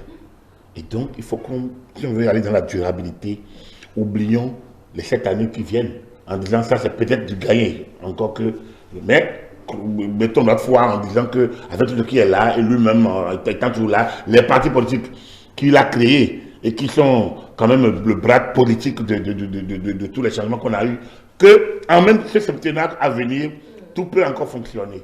Mais et après? C'est pour ça que moi, quand vous interrogez la durabilité, je dis oui, c'est bon, mais connaissant notre pays là, de 60 à aujourd'hui, en lisant depuis 45, 40, il faudrait qu'on essaye de mettre certaines choses dans du balise. La réforme et le code électoral de 2024 a essayé de gérer une bonne partie. Mais après, il faudrait maintenant que, ce que beaucoup disent, ramener l'homme au cœur, il faudrait maintenant passer les 6 années de la trêve à faire ce débat-là pour qu'on comprenne que est-ce que lorsque la justice tranche, est-ce qu'on est détenu politique? Lorsque vous fuyez la justice, est-ce que vous êtes exilé? Et ainsi de suite. Ça peut m'arriver, je ne suis pas hors classe, donc ce que je dis est très sérieux. On doit créer les conditions du futur en nous entendant sur un certain nombre de concepts, peut-être que nous l'avons mal maîtrisés, pour que chacun soit à sa place et fasse ce qu'il doit. C'est là qu'on peut s'entendre sur la durabilité. Sinon, le 7 décembre dernier, on a frôlé ce qui peut toujours nous arriver si on ne s'entend pas sur un minimum en termes de durabilité des acquis. On verra ce que Léa Wadagne donnera avec le temps sur ce septennat-là. Nous sommes aujourd'hui à la descente de la décennie talent, donc à son triomphe à lui, à la célébration de celui qui, disait-il lui-même, aura donné le meilleur de lui-même, donc le sentiment du devoir accompli. Clotaire Olihide, eh bien, on se rappelle en 2016, il disait qu'à la fin, on le porterait en triomphe. À l'heure du triomphe, justement, est-ce que c'est le triomphe des chiffres, le PIB, notre taux de croissance, notre signature, ou plutôt le triomphe d'une vision qui a remis le Bénin sur la carte du monde?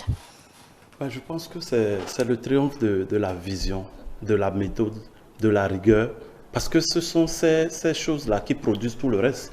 Si on a pu réaliser ce qui s'est réalisé en termes de croissance économique, en termes de PIB, ainsi de suite, c'est parce que justement, il y a eu une vision, il y a eu une méthode, il y a eu de la rigueur dans la gestion publique, qu'on en est là. Et c'est en cela que je disais que les successeurs du président Talon auraient tort de jeter à la poubelle tout ce qu'il y a eu comme acquis ces dernières années. Parce que Agapit souhaiterait qu'on conceptualise, qu'on théorise, pourquoi pas. Mais de toute façon, en attendant que cela soit fait, on peut construire durablement sur ce qui existe, sur l'existant. Parce que ces 10 dernières années, on peut dire sans se tromper que le pays a vraiment trouvé sa voie. Le Bénin a trouvé sa voie. Parce qu'on ne parvient pas à rendre crédible la signature du pays à l'international. On ne parvient pas à passer de 1% à 6% de croissance économique sans un minimum de discipline. Discipline dans tous les secteurs. Discipline politique, discipline budgétaire, ainsi de suite. Donc, c'est ça. C'est de ça qu'il s'agit. Et sans vouloir jouer au laudateur, je pense qu'on peut dire effectivement que le président Talon est à bon nom. On peut le dire aujourd'hui, qu'il est vraiment à bon nom et que sur ce qu'il a fait, on peut capitaliser pour que le pays aille plus loin. Et c'est ça notre souhait. Il a donné rendez-vous en 2016, en 2026, pour voir s'il sera à Gbono. Clotaire, lui, là, il a tranché direct. Il ne voulait pas être le dateur, mais bon, en tant qu'acteur politique de la majorité présidentielle, bon, on pourrait vous comprendre si vous étiez dans la laudation, mais vous, Joël Ataï-Guédégbé, si aujourd'hui, Patrice Talon était en face de vous, est-ce que vous l'appelleriez à Gbono? Non, c'était déjà chose acquise autour de lui. Non, à la fin de son mandat. Oui, en 2026. D'accord. Je le répète, je le paraphraserai par rapport à son discours de prise de fonction, de prestation de serment. C'était difficile, mais il a fait le job. C'est fondamentalement ça. Il n'y a pas plus de lauriers à rechercher. Lui-même s'est défini une feuille de route à laquelle il s'est tenu. C'est admirable, il faut l'en féliciter. On peut sortir de route, on peut se rendre compte que finalement c'est trop contraignant et céder à la facilité. Non, je nous revois en 2021 au sortir du Covid et presque au sortir de 2 années de fermeture des frontières du Nigeria avec nous. Donc c'était 2 contraintes pour notre pays au plan économique. Mais entendre au sommet de l'État dire que le Bénin voudrait rembourser toutes ces dettes et ne tient pas à ce qu'on lui fit des remises dans un contexte où ceux qui étaient présentés comme les grands banquiers, les grandes voix de l'Afrique francophone, n'avaient d'autres refrains que la remise des dettes. Je me suis dit, mais sur quoi compte-t-il? Les bases étaient déjà là, manifestement. Et je reviens au socle de la rigueur, de la vision, donc de la méthode. Quand il n'est pas de vent favorable à qui ne sait où il va. Et c'est parce qu'à la tête de son équipe, Patrice Talon savait où il voulait mener notre pays. Il voulait le repositionner sur la carte du monde, aussi petit soyons-nous. Même si certains nous méprisent, croient qu'ils peuvent nous dicter leurs lois et les choix que nous pourrions faire de partenariat militaire ou de coopération. Donc, cette manière de faire, peut-être péremptoire, est digne d'admiration, de félicitations. Et moi qui suis un parent, oui, je n'hésite pas à me féliciter de la dignité dont il a fait preuve dans la fonction. Je ne le dis pas souvent publiquement, mais c'était le repère pour moi. Agapit Napoléon Maforican, nous avons fait la décennie Patrice Talon. En 2016, on l'a vu venir. On ne savait pas où il nous menait. Avec le temps, on l'a vu 10 ans après, maintenant à Gbono. C'est une question. Je pense qu'on a fait beaucoup de sorties sur la méthode Talon. Pourquoi ça marche? Ça fait déjà 5 ans. J'ai dit qu'il est unique. Ce n'est pas de l'idolâtrie, je continue de le dire. On ne peut pas idolâtrer un être, ce n'est pas possible. Mais Patrice Talon a quelque chose de différent. Je n'ai pas envie de dire de sublime, mais de génie. Et même emballé en termes de génie. De génie. Parce que, franchement, on a l'impression que quand il touche quelque chose, l'impossible devient possible.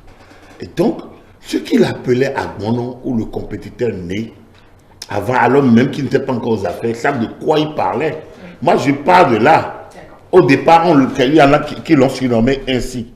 Nous qui ne le connaissions pas, moi, ça fait 15 ans que j'entends encore, non, 20 ans, parler de PTPT, Patrice Talon, sans franchement aller plus loin. Il lui connaît, moi non. Donc, mais nous l'avons vu aux affaires, moi je l'ai vu faire. Et là, quand je dis il est unique, ça veut dire que il a la poigne. Il a traversé les champs, il a traversé les vagues, il a traversé les torrents, il a traversé les tempêtes. Lorsque vous avez fini ça et vous atterrissez, comme il est en train d'atterrir, vous ne pouvez qu'être à Gbono. Le 7 décembre pour moi, c'est-à-dire que c'était pas au pays, mais quand j'ai vu le ministre de l'Intérieur à la télé, j'ai eu une fierté particulier encore d'être béninois. Et ça rejette sur le chef de l'État. Parce que je dis, mais s'il n'était pas les pieds sur terre, si les gens étaient si fâchés, si le pays était si divisé, c'est l'occasion pour les gens dans les garnisons de sortir, c'est l'occasion pour les populations de se ruer dehors et plus rien ne peut se passer. Je pense que ceux qui continuent de jeter de discrédit sur cette décennie, je pense qu'ils ont intérêt à faire vraiment à faire leur propre introspection pour savoir qu'aucune œuvre humaine n'est parfaite, aucun homme ne peut être à l'image de Dieu. Mais franchement, le peu qu'on a pu faire en 10 ans, si on l'avait fait en chaque... Même on fait l'équivalent d'un an, sur chaque décennie, les 7 décennies pratiquement, le pays aurait pu, on ne serait plus là où on est aujourd'hui. Donc, Patrice Talon a fait de son mieux. Il a fait ce qu'il peut. Humainement, il a dit le 1er août dernier qu'il a fait de son mieux. Il a dit à Ouida, il y a encore tout récemment, et ça, il a dit, je pense, on a voté. Moi, je pense que, après, oui, on fait de mettre ça casser les yeux. Des gens, certains sont fâchés, c'est normal. S'ils n'avaient pas laissé les gens fâchés, ça veut dire qu'ils n'auraient pas eu faire le travail. Et donc, après, maintenant, nous allons entrer dans une autre phase. Mais la décennie Talon, il nous fallait bien cette décennie-là pour nous reprendre en charge. Et là, on s'est repris en charge. Quelqu'un a parlé de Crédit Janou, ça n'allait de rien. Les gens parlent de la criette. C'est une psychose quand même. Non. C'est pas une psychose. Si tu fais ton travail, tu n'as pas à avoir peur. On n'est pas encore dans le pays le plus féerique du monde, pas du tout. Mais franchement, nous faisons des pas. Et je pense que ce premier grand pas, c'est Patrice Talon qui nous l'a fait faire. À Bonon, il l'est. Je pense que lui-même sait qu'il l'est. Il a été porté en triomphe, on le lui doit. Pas pour, comme je l'ai dit sur un plateau, pas pour célébrer un homme, mais pour célébrer un système, pour célébrer une manière de faire, pour célébrer un courage, pour célébrer le travail. Ce n'est que ça. Sinon, l'homme, hein, on ne peut pas, il a des qualités, il a des défauts. Mais les atouts qu'il a mis à la disposition du Bénin, pour quelqu'un qui était accompli avant d'arriver, qui aurait pu se farcir 5 ans, tranquille en disant ancien chef d'État, il avait tout pour se mettre au soleil et disait, ben écoutez, mais il a préféré changer la donne au prix de sa popularité, au prix d'un don de fait. Il était malade parfois, il était de la santé. Mais franchement, il a donné le maximum à mon humble avis. Et donc, oui, ça n'enlève rien aux anciens chefs d'État qui ont fait de leur mieux, de Maga à Yahi. Mais quand on fait ce tour, oui, je pense que en 2026, peut-être qu'il est le dernier, nous on ne verra pas d'autres peut-être quand on va quitter la scène. Aujourd'hui c'est Wadaï qui va commencer un septennat. Après d'autres vont venir peut-être qui vont être meilleurs. Mais aujourd'hui en 2026, comme je l'ai dit, il est unique. Et à Bono, il est de loin, depuis longtemps il a déjà été célébré, on doit le faire. Je pense que chacun doit trouver la manière de le célébrer. Si c'est la République qui doit le faire de la manière la plus solennelle possible un de ces jours. Patrice Talon a presque posé cette question à quelques citoyens à Ouida en début de ce mois d'avril. Vous faisiez référence à cela. C'était lors de la campagne présidentielle. On va justement écouter cette séquence en vidéo amateur. Le chef de l'État parle en langue fond. Tendez bien l'oreille, mesdames et messieurs.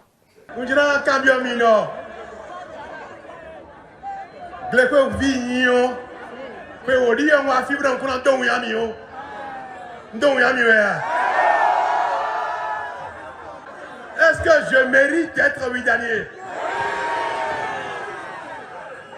Est-ce que je vous ai fait un peu honneur?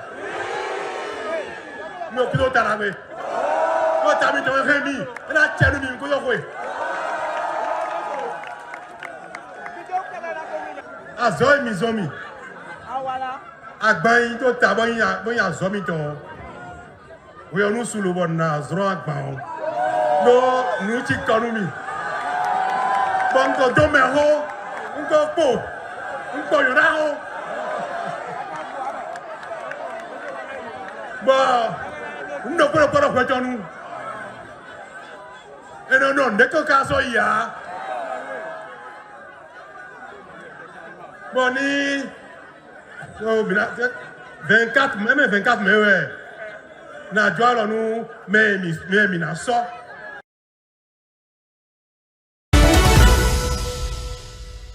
Jonathan Gedegbe, alors cette séquence, Qui se retrouve parmi les siens à Ouida? Enfin, oui, c'est à son honneur. Qui se retrouve à Ouida? Oui, Ouida, c'est chez lui. C'est chez lui. Que quand il se retrouve dans son milieu. Sinon, il parle français.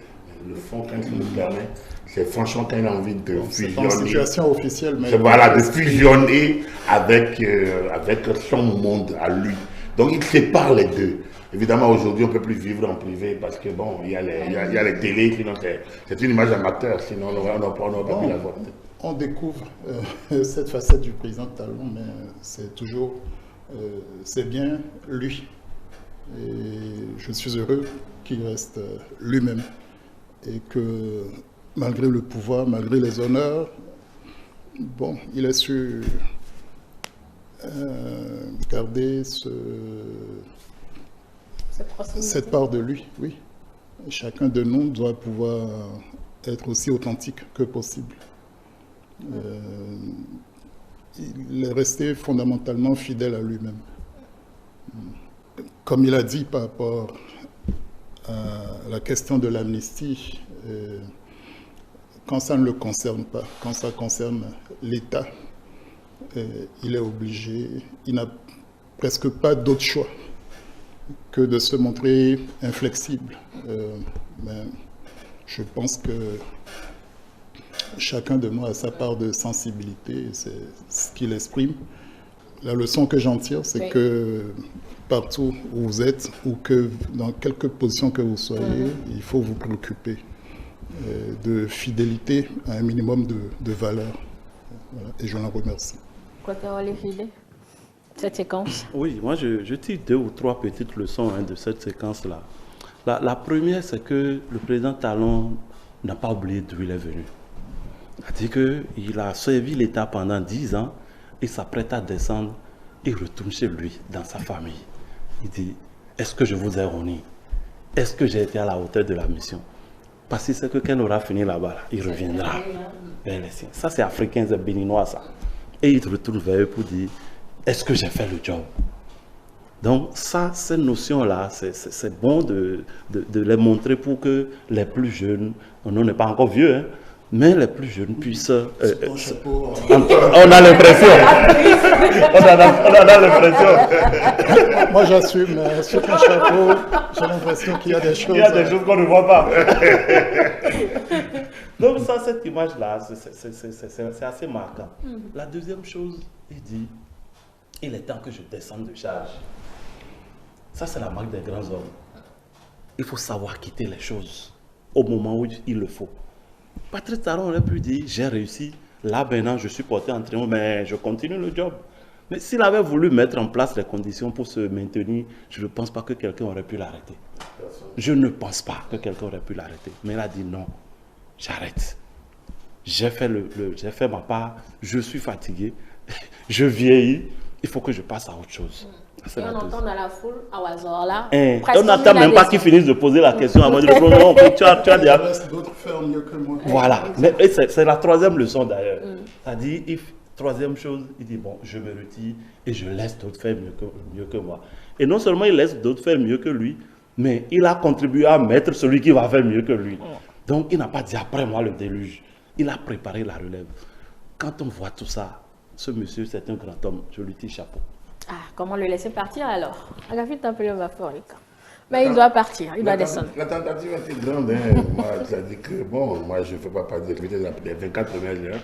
Parce qu'on ne voyait pas comment un homme... Moi, je ne voyais pas du tout. Je ne voyais pas comment un homme d'affaires, comme ça, bonhomme, on dit, un bon gentilhomme, chez qui tout le monde va aller prendre un peu d'énergie. Je ne me voyais pas comment il pourrait gérer l'État, franchement. Et donc, ma surprise a été très agréable, j'avoue, parce que ce que nous attendions, moi j'ai tout dit et je mets qui au défi. Quand vous avez été vraiment yaïs, vous l'avez fait venir Yahi, et vous avez pensé que Yahi pourrait être l'homme du changement en 2006, vous êtes à l'aise de soutenir Talon parce que ce n'est que ce que nous avons. Lisez ce qu'on dit, le projet de société, on appelle la projet de société consolidée, c'était ça pour le 2011. L'idée c'est de porter le Bénin loin et pas le changement. Quand vous l'avez vu et lu, quand vous avez écouté les discours de Yahi, quelqu'un a reparlé de la dictature du développement. Mais c'est de quoi on parle. Tout à l'heure, on a écouté la seule chose qui compte, dans ce pays, c'est le développement. Ça n'a pas dit qu'on va fouler aux pieds. Comme je l'ai dit, l'article 23 de la Constitution n'a jamais été touché. Les Béninois sont libres d'aller et de venir.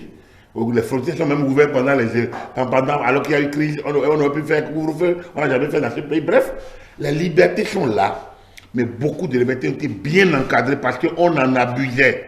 Et il n'y a rien de pire que ce dont on abuse. L'abus en toute chose nuit. Le rôle de l'État, c'est réguler.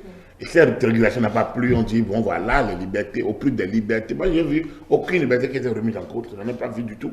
Par contre, il y en a qui étaient bien encadrés pour éviter les excès. Alors donc, ce monsieur, il a mis en œuvre ce que l'autre n'a pas pu. La comparaison est tellement palpable, visible, que c'est normal qu'il puisse avoir cette satisfaction du travail accompli. Il n'attend pas que quelqu'un d'autre dise « tu as fait ». Il n'attend pas. Depuis 2 ans ou 3 ans, ouais, quand il est arrivé, 3 discours sur l'état de la nation, c'est on doit bâtir. 4e année, on est en train. Bientôt, on va voir les fruits. Mais dès la 6e année, en tout cas le 5e discours, et tous les autres qui ont suivi, c'est plutôt les réalisations. En 2022, l'État décide d'augmenter les salaires des travailleurs. Il explique, c'est ça. Il y a eu la vie chère après qui a peut-être essayé de plomber, et ainsi de suite. Donc, il n'attend pas. Les discours de 2024 et de 2025, qui sont les discours de 2024 et de 2025 qui sont les 2 derniers, mais carrément, c'est surtout celui du tout dernier qui est venu après la tentative du 7 décembre. A rappelé celui de 2020. C'était comme si 2024 était une prophétie un peu proménitoire. En fait, il n'attend pas qu'on le célèbre. Il sait qu'il a fait ce qu'il a fait. Il en est conscient. Il prend les siens à témoin pour dire est-ce que vous avez été déçu. Moi, je trouve qu'il est unique. C'est tout simplement. Je ne sais pas s'il peut dire encore une autre rhétorique meilleure que ça. Il est unique. Il y en aura sans doute d'autres. Mais moi, j'ai été heureux, en tout cas à mon âge, et à tout ce que je l'ai dit. Moi, ouais, c'est jeune militant. Quand j'en parle avec émotion, parce que beaucoup de ça parce que nous avons traversé. Quand je dis jeune militant, c'est que nous avons cru en des valeurs. Nous avons cru en des idéaux. Depuis 15 ans, 16 ans, on a cru en des valeurs, en des idéaux. La conférence nationale est venue un peu tout chuter dans ma tête, c'est parce que ça a ébranlé certaines logiques d'adolescence. Et puis les chamailles politiques ont tout remis en cause, l'université. Et puis, subitement, tu vois quelqu'un qui peut faire ça, sans idéologie, peut-être sans slogan, peut-être sans beaucoup de choses, il le fait. Et tu te dis, mais tant, donc c'est possible encore. Donc ça veut dire quoi? Dans les 2 choses, la foi et l'espérance. Moi, je le dis toujours, la foi en ce qu'on fait, c'est que Patrick Talon croit franchement ce qu'il fait. Il croit, il se laisse pas surprendre, quelqu'un a dit, il anticipe, il prévoit, donc il est un cran dessus que les autres. Au moment où les autres se réveillent, lui il est déjà devant. Ensuite, il espère, cette espérance en ce Bénin meilleur, c'est ce qu'il a fait en tissant, en même temps en relayant. Nous aurions aimé tous, en tout cas moi j'aurais bien aimé le voir dire je continue. Comme beaucoup, il aurait de m'en poser la question et beaucoup auraient acheté la cache. Mais c'était la meilleure manière.